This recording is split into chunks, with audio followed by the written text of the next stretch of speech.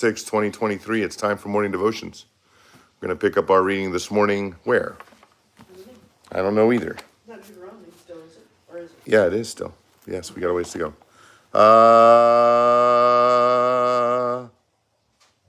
Deuteronomy 22. Deuteronomy 22, reading out of the Legacy Standard Bible. Last time we'll be reading out of the Legacy Standard Bible for the next couple of weeks or so. Roxy is... Hi, Roxy. Hello.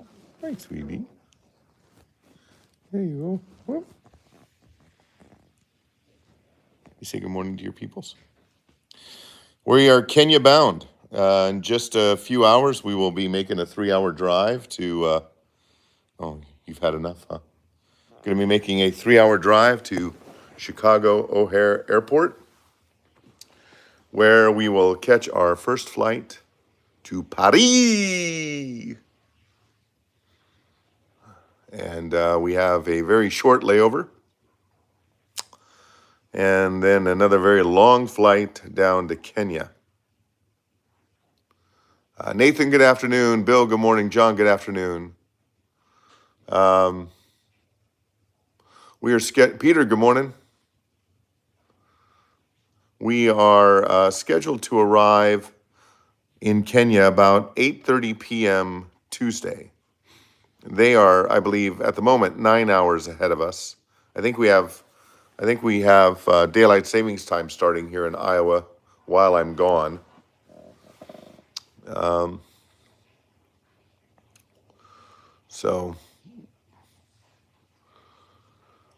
Yeah, it'll be a long flight. So 9-hour difference, 8:11. So getting about 11:30 a.m. Tuesday, leaving at 5:30 p.m.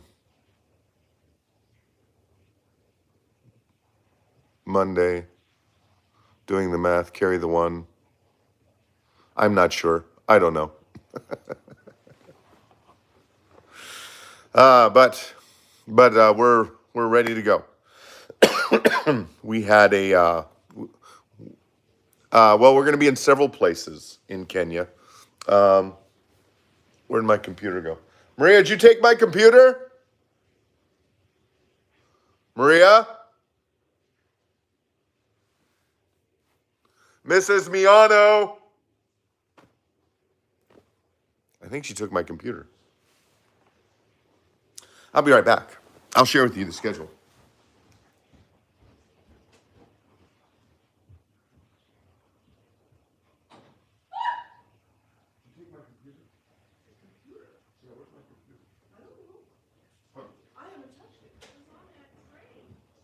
Oh, there it is. You got it buried under So I'm looking all over for my computer. It's right here underneath a bunch of stuff here. I didn't want to take any chances. Oh, did you hear that? Uh-oh. Yes, I walked in on her unexpectedly. I didn't want to take any chances of losing the internet today, and so that's why I'm doing it on my phone. Wanted to make sure to be able to spend some time with you before I head out. So who else is logged in here? Holly has. Good morning, Holly. So, all right, so here's the rundown. Yeah, right, yeah, I know. So here's the rundown of our time in Kenya. I'm going to be sharing this in the newsletter journal. If you haven't signed up for that and you still want to be a part of praying for us while we're in Kenya, hi Heidi, praying for us while we're in Kenya and getting hopefully daily updates as to what the Lord is doing there in Kenya, you need to email info@gracefellowshipqc.com. In our office, let's try this again. Email office@gracefellowshipqc.com. Office@gracefellowshipqc.com. Give me your full name and the email address where you would like the emails to be sent, and that will get to me. Now, if you've already done that, don't worry, you don't have to do it again. You should have received a newsletter yesterday If you have signed up, you should have received the first one yesterday that gives the backstory about how it is we ended up doing ministry in Kenya and what this trip's going to look like and how you can be praying. So that should be in your inbox. Oh, Roxy's going to curl up here beside me. Oh my goodness. Okay. Oh, oh. There's my little girl. There's my little Bubbash. Yeah. She knows that Dad is leaving. Whenever the suitcases come out, she knows that Dad is going somewhere, and she gets a little mopey. Yeah. And so she's being very close and cuddly this morning. Yeah. My little doggy. Good girl. All right. So, got here on my computer. Come on, turn on. There we go. All right. So we will arrive. Tuesday, 8:15 p.m. in Nairobi, Kenya. We will spend the first couple of days with our family, our friends and family, at Trinity Baptist Church in Nairobi. Trinity Baptist Church in Nairobi. And then we will head up to Karagoya, where we will be meeting. There will be a leaders seminar, and then a church membership conference Thursday through Saturday. Sunday we will be with the people there in Karagoya, and we will also be doing some street ministry up there as well. Then we will head to Thika, and we will be in Thika for most of the following week, it looks like. Monday through Friday in Thika. We will be doing a pastors' conference where we will be discussing with pastors of a denomination, rewriting their constitution, helping them to update their constitution, and talking to them further about adopting the 1689 London Baptist Confession of Faith as the denomination's statement of faith. If that happens, that'll be one of, if not the first, Kenyan denomination that will be officially Reformed Baptist. So we're pretty excited about that. Then Saturday we head to Kenyatta Farms for the day, and then back to Thika on Sunday for Lord's Day. Ministry. We're going to have a members Q&A with that church family, and then the 20th and 21st back to Nairobi with Trinity Baptist Church, where we will be doing ministry with their church family out on the streets, and then Tuesday night at midnight, 11:59 p.m., we are wheels up, heading home. We will get back home. We will arrive at O'Hare Airport 3:30 p.m. local time on Wednesday, the 22nd. Then we'll have a 3-hour drive. So we probably won't get home until about 8 o'clock because we got to get everything, get out of customs and all of that. So we probably won't get home until about 8 o'clock Wednesday night on the 22nd. So that is a general rundown of what we're going to be doing in Kenya. And I will be providing more of those details, of course, in the journal and the newsletter. Well, it's a little late to be looking for anything now, but morning, Maria. But I do have a hotspot on my phone, which will be useful, and so morning devotions for the next couple of weeks, next 17 days, is going to be hit and miss.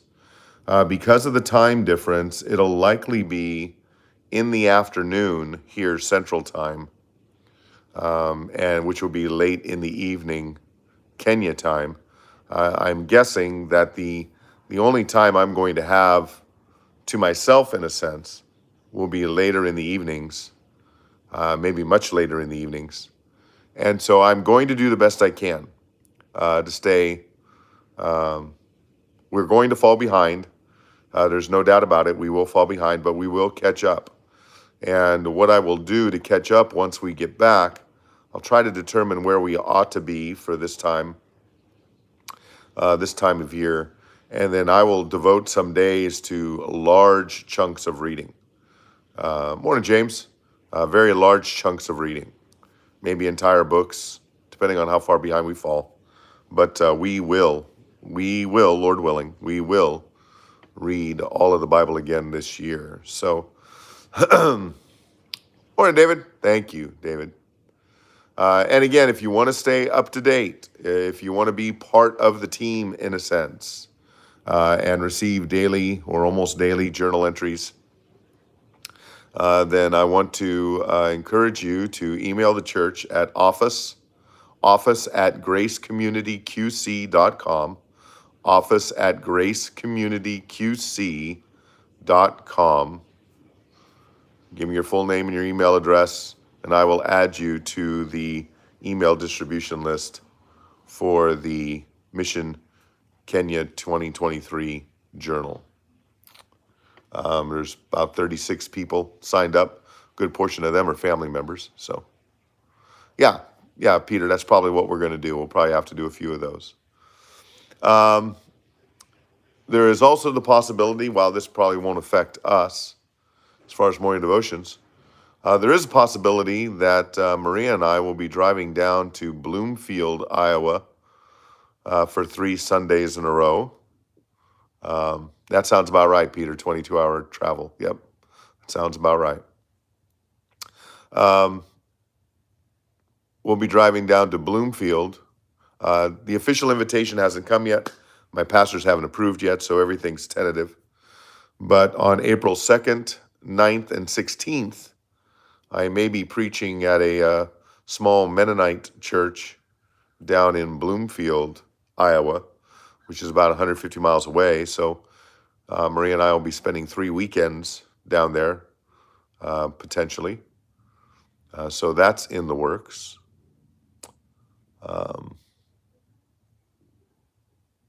Yes, if the question was, when do we return from Kenya, we land in Chicago at about 3:30 p.m. March 22nd, 3:30 p.m. Central Time. And then we got to get out of the airport and then a 3-hour drive home. So we probably won't be back to Davenport till about 8 p.m., I'm guessing, 8 p.m. Central Time on Wednesday the 22nd. So this will be my longest trip to Kenya. This, again, is my third trip to Kenya. Typically, they're about 12 days, a day of travel on, 22-hour devotional. There'll be, there's a full day of travel on each end, so you lose that. So we're going to actually be in country 15 days, which is, a good 5 days longer, 50% longer than I've been there before. So Mrs. Miano has done a wonderful job, helping me get all packed. And we're taking lots of books. We're taking a bunch of copies of my Cross Encounters book. We're taking a bunch of copies to Take Up the Shield. We're taking a whole bunch of gospel tracts. We're taking a bunch of books, a exposition of the London Baptist Confession of Faith to be giving the pastors and other key church leaders there. So we're taking a lot of stuff with us. I'm packing all my gear. I'm going to be trying to put together a documentary of sorts. Because it's a pretty important trip. Some very important things might be happening there as far as literally changing the direction of one, maybe two denominations as they establish a more biblical constitution and hopefully establish the London Baptist Confession of Faith adopt the London Baptist Confession of Faith as their statement of faith. So a lot of meetings going on, a lot to discuss. Going to be a lot of ministry opportunities. It's going to be full. It's going to be packed. Time is going to be packed. So I'll take a nap when I get home, is what I'm guessing. And for those who didn't get their Roxy fix, Roxy knows that Dad is leaving because the suitcases have been out now for a few days. And so she literally follows me wherever I go in the house. So she's already a little mopey because she knows I'm going. Yeah. You're such a good girl.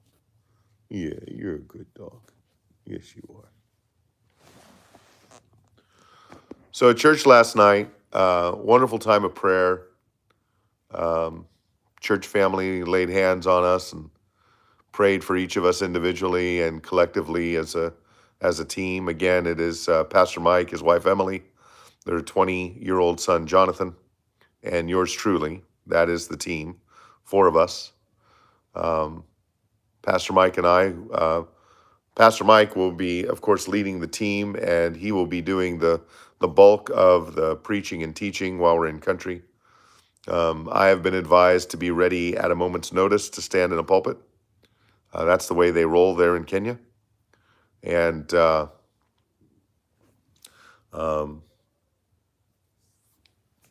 there, of course, there's going to be. That's beautiful, Holly. That's wonderful. Of course, we're going to be doing ministry on the streets of every community we're going to be in. And yeah, it's going to be full. So now, if I am able to do morning devotions from Kenya, because we're packed so tight, I'm only taking my street preaching Bible with me, which is an ESV. So, so if we are able to get together while I'm gone, or while I'm in Kenya, we will be reading out of the ESV. We're not going to read Spurgeon's devotion this morning because that's already packed away somewhere in my luggage. So we're just going to do our reading today, picking up in Deuteronomy chapter 22. Deuteronomy 22. So there we go. Well, I can't really, I'm trying.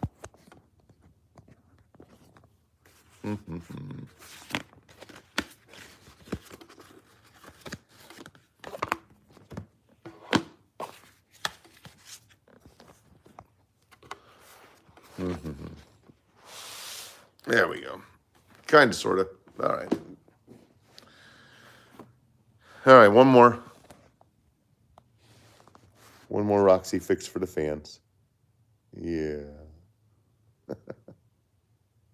Oh, Roxy.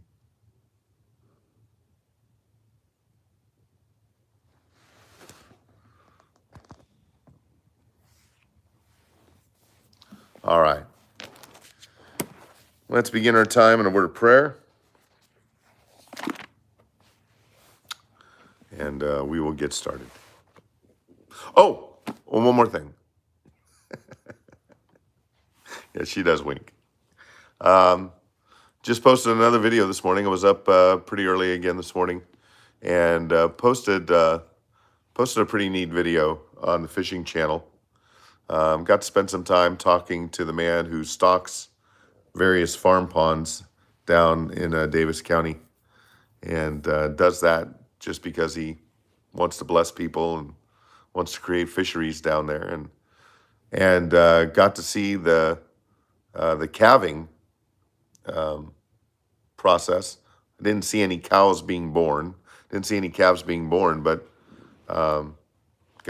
share a short video of some baby cows and their moms, and caught a whole bunch of big bluegill. So you'll find that on the fishing channel. Can't post links here on my phone. So, all right, let's begin our time in a word of prayer and let's get started. Father, thank you for this day. Father, blessed be your holy name. Your kingdom come and your will be done, Father, on earth and in our lives, just as it is in heaven. We ask, Father, that knowing that you will, we ask that you provide for us this day our daily bread and forgive us of our sins. Help us to be forgiving and patient towards any who might sin against us. And lead us not into temptation, Father, but deliver us from every form of evil, starting with the evil within. For yours, Father, is the kingdom and the power and the glory forever and ever. I pray, Father, now you would bless the reading of your word, and that you would be well pleased as your people read your word together. For your glory, Father, in Jesus' name, amen. Amen. I'm going to prop up a pillow here.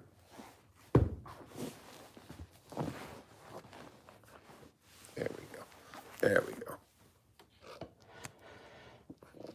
All right. Morning, Chris. Deuteronomy chapter 22, God's word tells us this. You shall not see your brother's ox or his sheep straying away and ignore them. You shall certainly bring them back to your brother. And if your brother is not near you, or if you do not know him, then you shall bring it home to your house, and it shall be with you until your brother searches for it. Then you shall give it back to him. Thus you shall do with his donkey. And you shall do likewise with his garment, and you shall do likewise with anything lost by your brother, which he has lost and you have found. You are not allowed to ignore them. You shall not see your brother's donkey or his ox fallen down on the way and ignore them. You shall certainly help him to raise them up. A woman shall not wear man's clothing, and nor shall a man put on women's clothing, for whoever does these things is an abomination to Yahweh your God.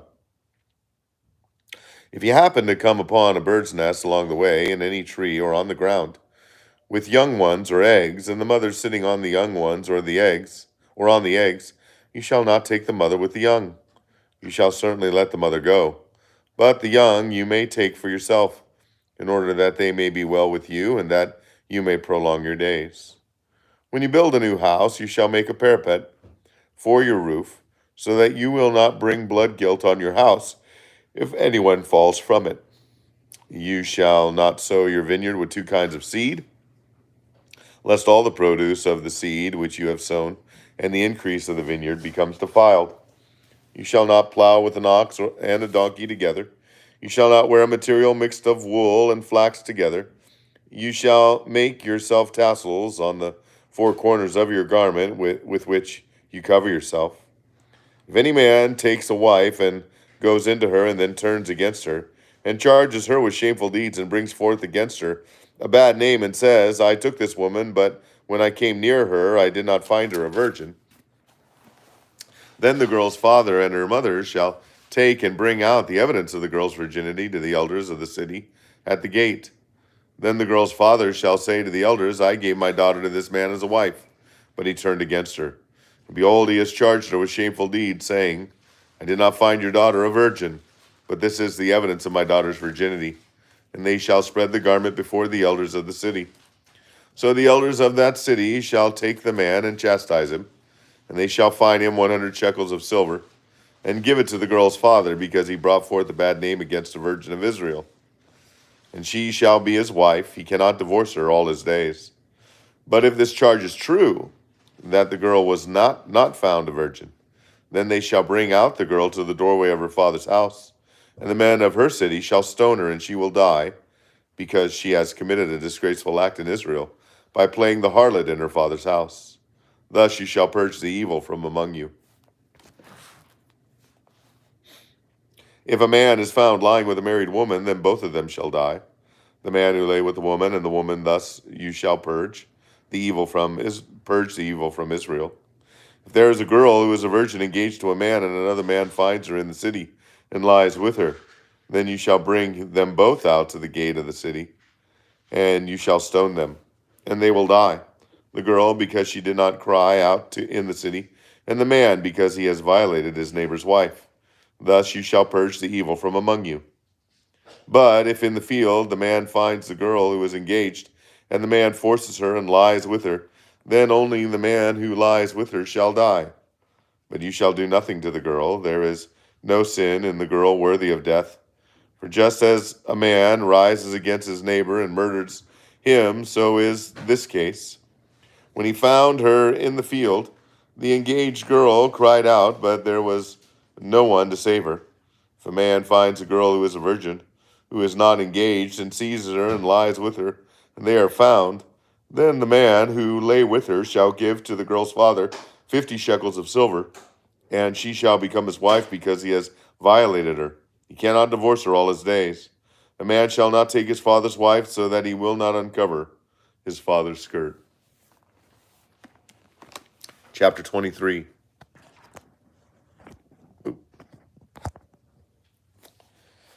No one who is emasculated or has his male organ cut off shall enter the assembly of Yahweh. No one of illegitimate birth shall enter the assembly of Yahweh. Even the 10th generation, none of his seed shall enter the assembly of Yahweh. No Ammonite or Moabite shall enter the assembly of Yahweh. Even to the 10th generation, none of their seed shall ever enter the assembly of Yahweh. Maria, can you do me a favor, honey? Can you bring me one of the coasters? I need to prop this phone up a little bit more. Oh, all right, sure. Thank you. It's just a bad angle. How's that?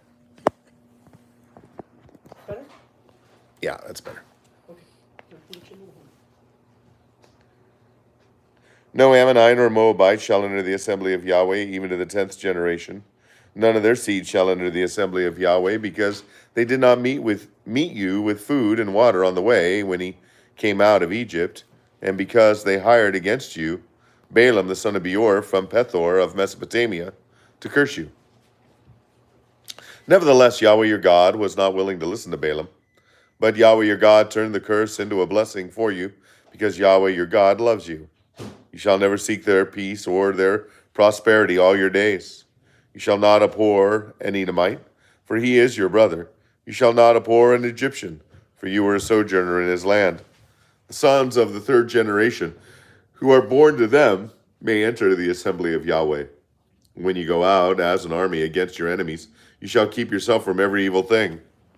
If there is among you any man who is unclean because of a nocturnal emission, then he must go outside the camp. He may not re-enter the camp. But it shall be when evening approaches, he shall bathe himself with water, and at sundown he may re-enter the camp. You shall also have a place outside the camp and go out there, and you shall have a spade among your tools, and it shall be when you sit down outside, you shall dig with it, and shall turn to cover up your excrement. Since Yahweh your God walks in the midst of your camp to deliver you and to give your enemies over to you, therefore your camp must be holy, and he must not see anything indecent among you, or he will turn away from you. Where'd I go? You shall not hand over to his master a slave who has escaped from his master to you. He shall live with you in your midst in the place which he shall choose in one of your gates of the towns where it pleases him. You shall not mistreat him. None of the daughters of Israel shall be a cult prostitute, nor shall any of the sons of Israel be a cult prostitute. You shall not bring the hire of a harlot or the wages of a dog into the house of Yahweh your God for any votive offering, for both of these are an abomination to Yahweh your God. You shall not charge interest to your brother, interest on money, food, or anything that may be loaned at interest. You may charge interest to a foreigner, but to your brother you shall not charge interest, so that Yahweh your God may bless you in all that you send forth your hand to do, in the land which you are about to enter to possess. When you make a vow to Yahweh your God, you shall not delay to pay it, for Yahweh your God will surely require it of you, and it will be a sin in you.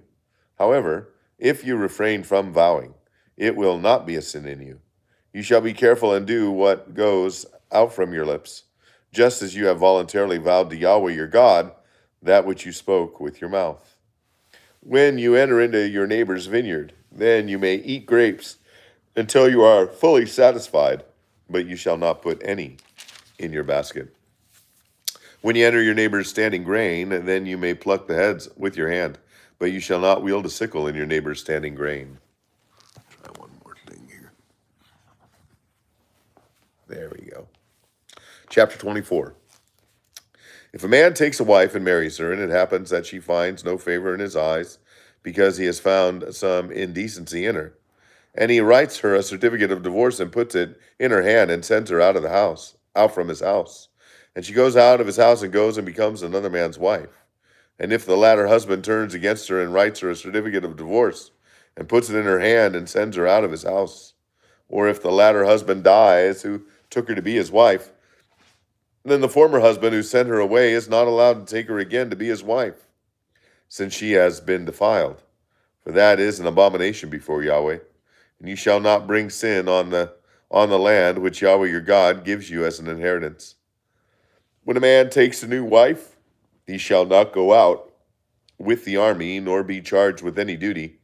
He shall be free at home 1 year, and shall give gladness to his wife, whom he has taken. No one shall take a handmill or an upper millstone in pledge, for he would be taking a life in pledge. If a man is caught kidnapping any of his brothers, or of the sons of Israel, and he mistreats him or sells him, then that thief shall die, so you shall purge the evil from among you. Take care against an infection of leprosy, to be very careful and to do according to all of the Levitical priests instruct you, as I have commanded them, so you shall be careful to do. Remember what Yahweh your God did to Miriam on the way as you came out of Egypt. When you make your neighbor a loan of any sort, you shall not enter his house to take a receipt. Where'd it go? I just lost my spot. Oh, take his deposit. Yeah, sorry. Verse 10, brain fade, sorry. When you make your neighbor a loan of any sort, you shall not enter his house to take his deposit. You shall stand outside, and the man to whom you make the loan shall bring the deposit out to you. Now, if he is an afflicted man, you shall not sleep with his deposit. When the sun goes down, you shall surely return the deposit to him, that he may sleep in his cloak and bless you. And it will be righteousness for you before Yahweh your God. You shall not oppress a hired person who is afflicted and needy, whether he is one of your brothers or one of your sojourners who is in your land within your gates. You shall give him his wages on his day, before the sun goes down, for he is afflicted and sets his soul on it. For that he will not cry against you to Yahweh, and it becomes sin in you. Fathers shall not be put to death for their sons, nor shall sons be put to death for their fathers. Each shall be put to death for his own sin. You shall not pervert the justice due a sojourner or an orphan, nor take a widow's garments in pledge. But you shall remember that you were a slave in Egypt, and that Yahweh your God redeemed you from there. Therefore I am commanding you to do this thing. When you reap your harvest in your field, and have forgotten a sheaf in the field, you shall not go back to get it. It shall be for the sojourner, for the orphan, and for the widow, in order that Yahweh your God may bless you in all the work of your hands. When you beat your olive tree, you shall not go over the boughs after you finish. It shall be for the sojourner, for the orphan, and for the widow.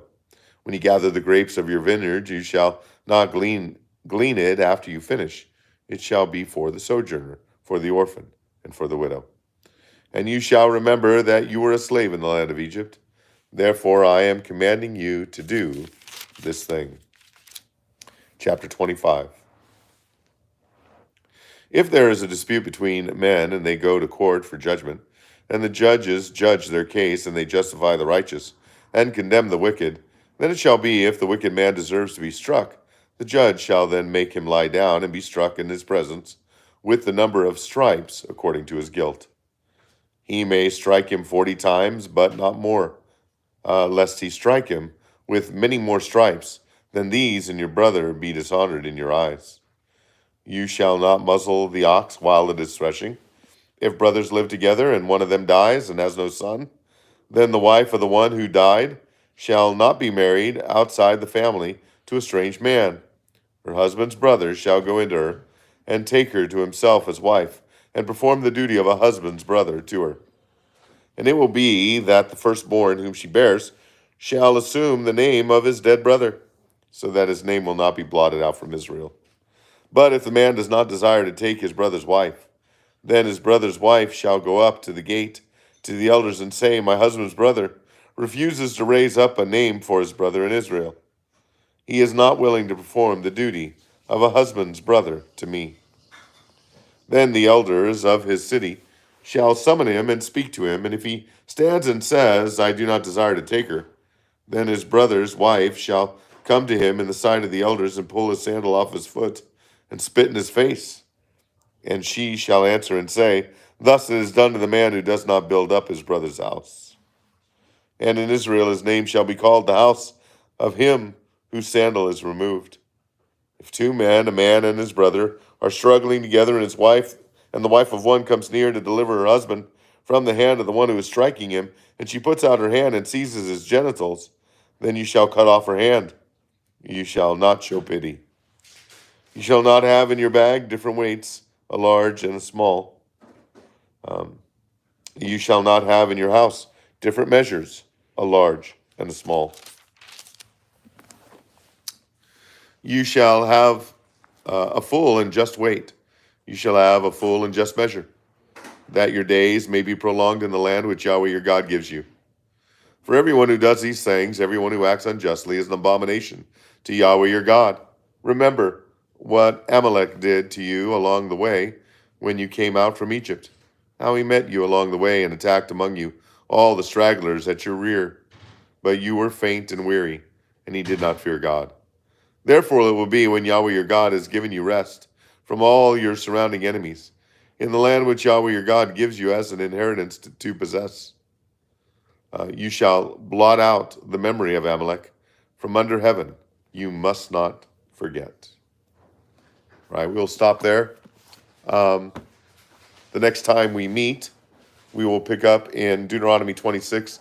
We will not be reading tomorrow. There's just not going to be any time. I will be in transit. I will be in the air somewhere. It's after almost a full day of 2 transcontinental flights. Once we get situated at the compound at Trinity Baptist Church, unlikely I'm going to have the energy to do anything but lie down and pray. So we will try to get together sometime Wednesday. That is my hope. So be praying for us. I know you will. Love you guys. Have a blessed day in the Lord. And thank you to all of you. I know you'll be praying for us. Pray for Maria and Amanda too. Pray for our church family. Whenever we make these long trips, when we make these long trips to Africa, there are things that go on at home and in the life of the church. And so we're going to be 7,000 miles away. So pray not only for us, but pray for our families and pray for our church family as well. We're all in this together. So love you guys. Have a blessed day in the Lord. Now I will see you sometime soon. Bye-bye.